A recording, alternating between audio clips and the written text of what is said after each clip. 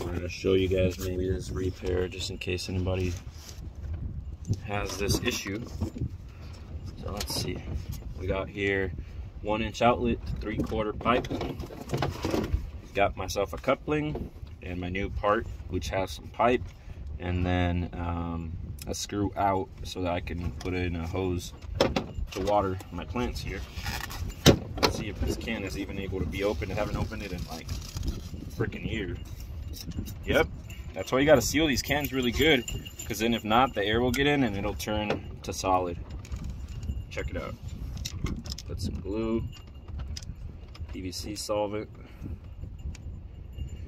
Make sure to go all the way in on it. And we're gonna get some on my coupling. Put that bad boy in there. Make sure it goes all the way down, because that's why the other one popped out. My dad put it in only halfway. So then I'm gonna get the other part. Get some on them too.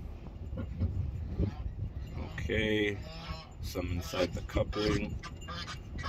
It's always better to overdo, because, you know, yeah, you might have a little spillage, but you're not gonna have a broken pipe. And my dad wanted to go cheap last time, and look where we're at, right? So now we have it legit. I'm gonna just let that dry. Let me show you right now what I did. So that coupling was attached, that pipe went in halfway, then halfway of my other pipe went in right there. Got the new outlet right here, and then I put a cap on it just so that I can keep sand away from going on the inside, and then this cap can just with a wrench be, you know, twisted off.